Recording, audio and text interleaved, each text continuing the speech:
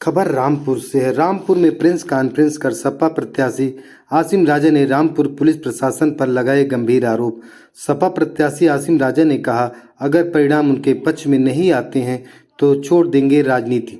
उन्होंने चुनाव आयोग से शिकायत करने की बात भी कही। उन्होंने कहा, संविधान का एहतराम किया है, नॉमिनेशन कराया है, प्रचार किया है, मतदान में हिस्सा लिया है, प्रक्रिया पूरी कराई है, लेकिन अगर इस बेईमानी के साथ अगर वह चुनाव जीतते हैं, पुलिस द्वारा लोगों को वोट के हक से महरूम करने के बाद जालिमाना तरीके से, हिटलरी तरीके से अगर ये सीट छीनती है तो राजनीति में रहने का कोई औचित्य नहीं है। उन्होंने कहा कि हमारी शिकायत पर चुनाव आयोग को एक्शन लेना चाहिए।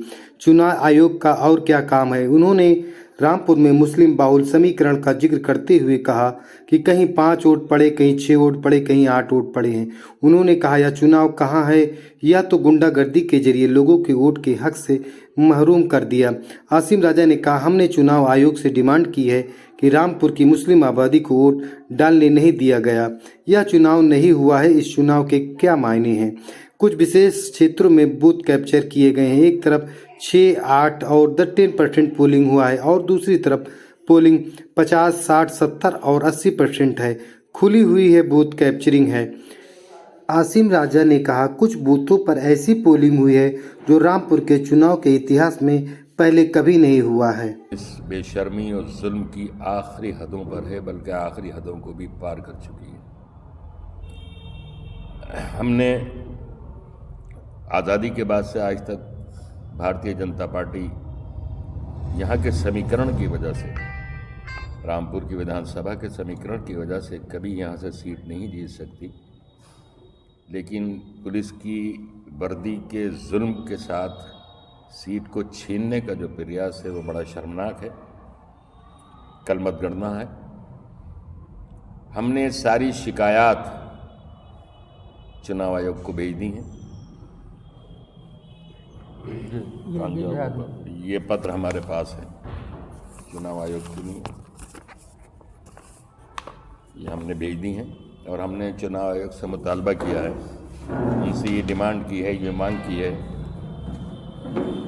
कि रामपुर में चुनाव नहीं हुआ है और जब वोट ही डालने नहीं दिया गया एक बड़ी आबादी को, रामपुर के 60%, 62% मुस्लिम आबादी को वोट ही डालने नहीं दिया गया, तो चुनाव के क्या माने। कुछ विशेष क्षेत्रों में बूथ कैप्चर किए गए। एक तरफ पोलिंग 6 और 8 और 10 और 12% है, दूसरी तरफ पोलिंग 50, 60, 70 और 80% है। खुली हुई बूथ कैप्चरिंग है। ज़िला पंचायत के मतदान केंद्र पर शाम को 7 बजे हमने खुद भी बूथ कैप्चरिंग पकड़ी है।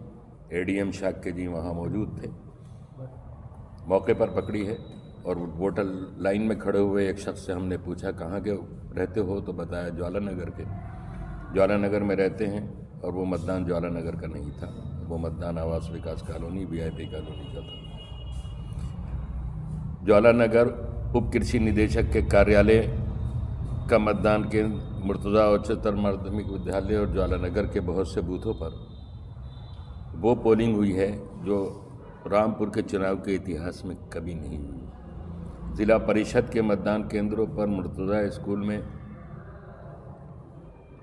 कृषि अधिकारी के कार्यालय में जो बूथ है, इन बूथों पर जो वीआईपी एरिया के हैं, सिविल लाइंस के हैं, इतिहास निकाल के देखिए, कभी पोलिंग इतनी नहीं हुई जितनी इस बार बूथ कैप्चरिंग करके वहाँ हुई है।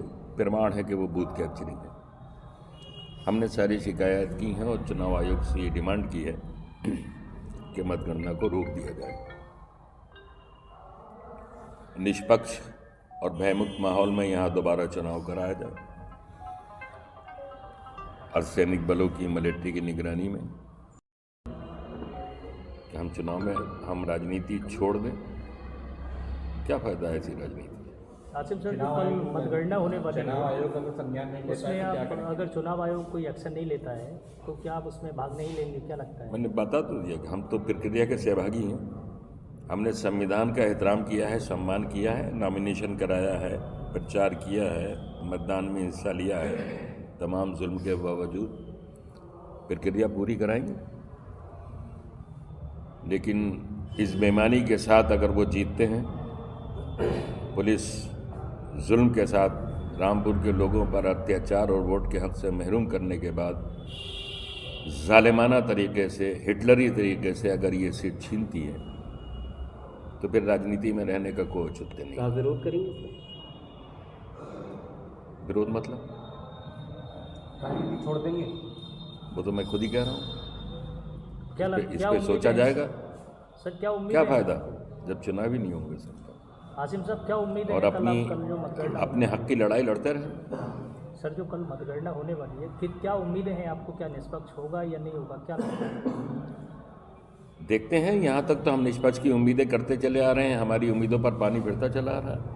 पुलिस का अत्याचार आपके सामने है, पूरा शहर नहीं पूरा हिंदुस्तान देख रहा है रामपुर में कल क्या हो, क्योंकि वीडियो यहीं तक थोड़ी हुई है, पूरी दुनिया में फैल गई है सोशल मीडिया के जरिए। अच्छा, आपने चुनाव आयोग से शिकायत भी पहले भी की है, अभी तक कोई संज्ञान नहीं लिया गया। नहीं आप लगता है आपको कोई संज्ञान अब लिया जाएगा? उम्मीद तो करेंगे ना, अपनी बात तो कहेंगे और किससे कहेंगे। संज्ञान लेना उनका काम है, एक्शन लेना उनका काम है, कहना हमारा काम है। तो मतगणना को पूरी तरीके से रोकने के लिए आपने लेटर लिख दिया? हाँ लिख दिया, लेटर लिख दिया। तो आपको उम्मीद है चुनाव अगर मतगणना नहीं रोकी जाती है तो आपका होगा? नेक्स्ट स्टेप क्या होगा? वही बता दिया अभी, वही बता दिया आपको। नहीं, चुनाव आयोग को एक्शन लेना चाहिए। चुनाव आयोग का काम ही ये है कि फिर चुनाव कराने से क्या फ़ायदा। 5% 6% पोलिंग करा के किसी, मैं आपको लिस्ट दिखाऊं, किसी मतदान स्थल पर जो नगर के मतदान है जो मुस्लिम बहुल क्षेत्र हैं, कहीं 5 वोट पड़े, कहीं 3 वोट पड़े, कहीं 6 वोट पड़े, कहीं 8 वोट पड़े। आप लोगों ने भी देखा होगा, देखा है ना, देखा है। तो ये चुनाव कहाँ है? ये तो गुंडागर्दी के जरिए लोगों को वोट के हक से महरूम कर दिया गया।